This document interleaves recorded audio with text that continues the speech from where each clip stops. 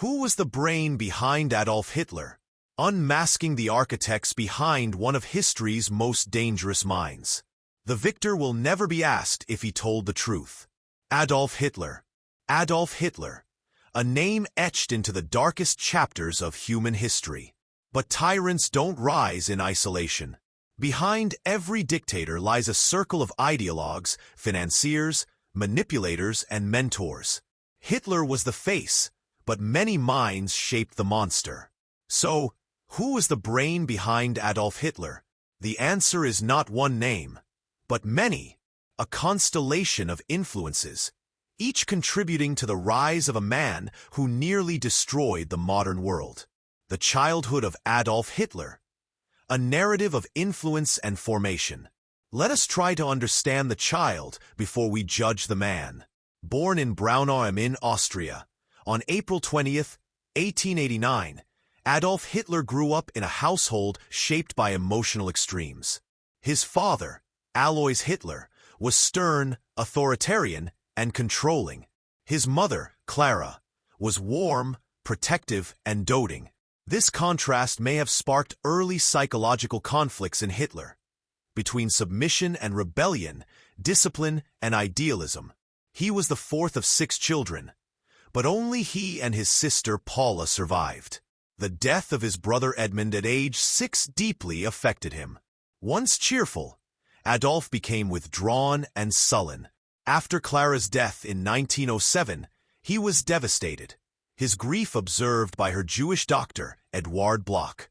These intense attachments and tragic losses likely shaped the emotional volatility of Hitler's adult life. School, rebellion, and rejection, 1895 to 1913. As a student, Hitler was inconsistent. He excelled in art and literature, but failed in math and science. His father wanted him to join the civil service, but Hitler dreamed of becoming an artist. The two clashed until Alois' sudden death in 1903. Adolf, now 13, grew more defiant and idealistic. He idolized Germanic heroes, admired Richard Wagner's operas, and read nationalist novels. But when he applied to the Academy of Fine Arts in Vienna, twice he was rejected. Lacking credentials and direction, Hitler fell into poverty, selling postcards to survive. In Vienna, he was exposed to intense nationalism, class tension, and widespread anti-Semitism, particularly from politicians like Karl Lueger, who weaponized hatred for political gain. Though Hitler's hatred of Jews likely intensified after World War I, the seeds were planted here. The minds that shaped a dictator. History often focuses on individuals, but ideology is inherited.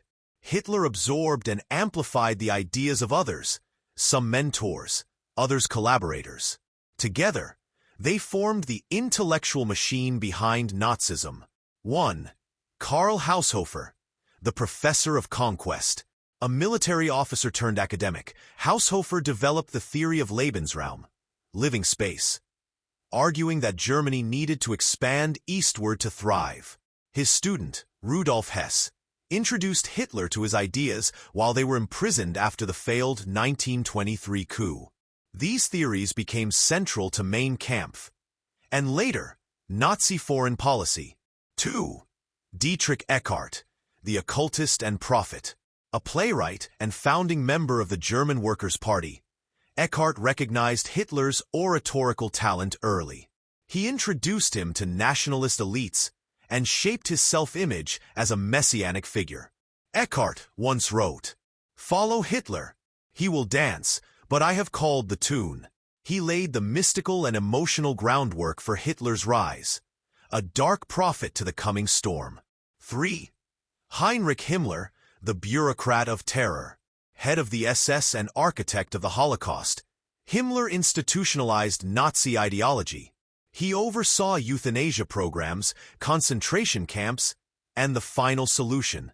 More ideologically extreme than Hitler, he brought methodical structure to racial genocide, a cold, bureaucratic hand behind the horror. 4. Joseph Goebbels, the architect of propaganda.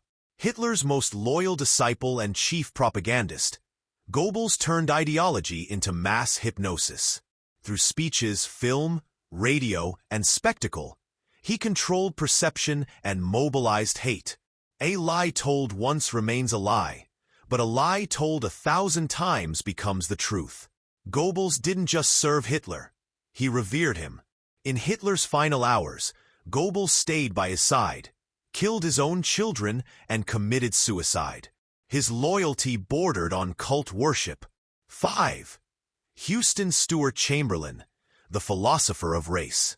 A British-German writer and pseudoscientist, Chamberlain's foundations of the 19th century claimed Aryan superiority and Jewish degeneracy. His work deeply influenced Hitler, who called it the gospel. When they met in 1923, Chamberlain told Hitler, "You are the deliverer of Germany." His racist theories formed the pseudo-intellectual bedrock of Nazi ideology. 6. The trauma of World War I. Hitler's experience as a frontline soldier in World War I was transformative.